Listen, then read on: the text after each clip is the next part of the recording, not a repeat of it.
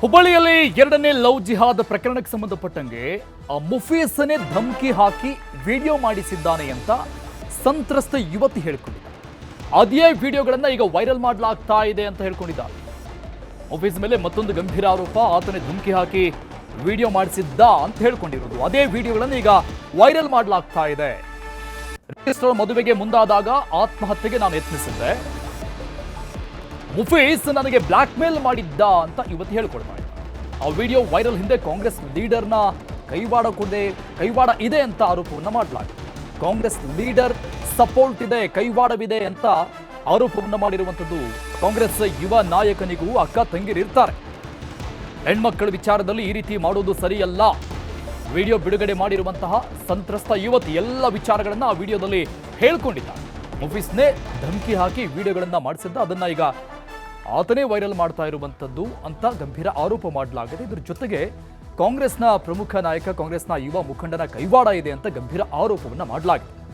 ಈ videos viral ಆಗ್ತಿದಾವಲ್ಲ, ಈ 4 videos viral ಆಗ್ತಿದಾವಲ್ಲ, 6 months back ಅವೆಲ್ಲ ವಿಡಿಯೋಸ್ ಅವನಾಗೆ ನನಗೆ ಬೆದರಿಕೆ ಹಾಕಿ ನನಗೆ ವಿಡಿಯೋ ಮಾಡಿಸಿದ್ದ.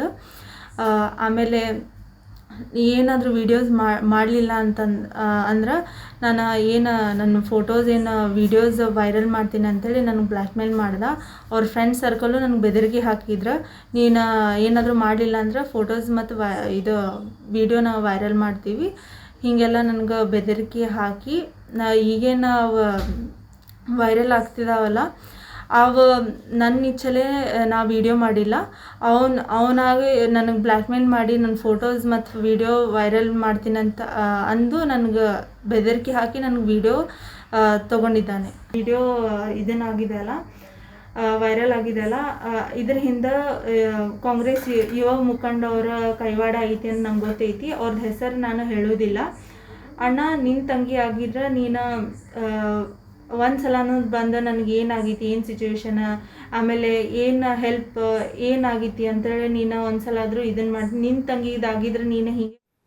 ಈ ಬಗ್ಗೆ ಡೀಟೇಲ್ಸ್ ಕೊಡ್ತಾರೆ ನಮ್ಮ ಪ್ರತಿನಿಧಿ ಶಿವರಾಮ್ ಮಸುಂಡಿ, ಲೈವ್ನಲ್ಲಿ ಜಾಯ್ನ್ ಆಗ್ತಿದ್ದಾರೆ. ಶಿವರಾಮ್, ಈ ಲವ್ ಜಿಹಾದ್ ಆರೋಪದ ಎರಡನೇ ಪ್ರಕರಣಕ್ಕೆ ಸಂಬಂಧಪಟ್ಟಂಗೆ ಒಂದಿಷ್ಟು ಬೆಳವಣಿಗೆಗಳಾಗ್ತಾ ಇದೆ. ಆ ಆರೋಪಿನೇ ಧಮಕಿ ಹಾಕಿ ವಿಡಿಯೋಗಳನ್ನ ಮಾಡಿಸ್ಕೊಂಡಿದ್ದ ಅನ್ನುವಂಥ ವಿಚಾರ ಒಂದು ಕಡೆ ಆದರೆ, ಕಾಂಗ್ರೆಸ್ನ ಯುವ ಮುಖಂಡ ಇದರ ಹಿನ್ನೆಲೆ ಇರುವಂಥದ್ದು, ಆತನ ಕೈವಾಡ ಇದೆ ಅನ್ನುವಂಥ ವಿಚಾರಗಳನ್ನ ಸಂತ್ರಸ್ತೆ ಯುವತಿ ಹೇಳ್ಕೊಂಡಿರುವಂಥದ್ದು. ಸೊ ಈ ಪ್ರಕರಣ ಬೇರೆ ಬೇರೆ ಆಂಗಲ್ಗಳನ್ನ ಪಡೆದುಕೊಳ್ತಾ ಇದೆಯಾ ಅಂತ?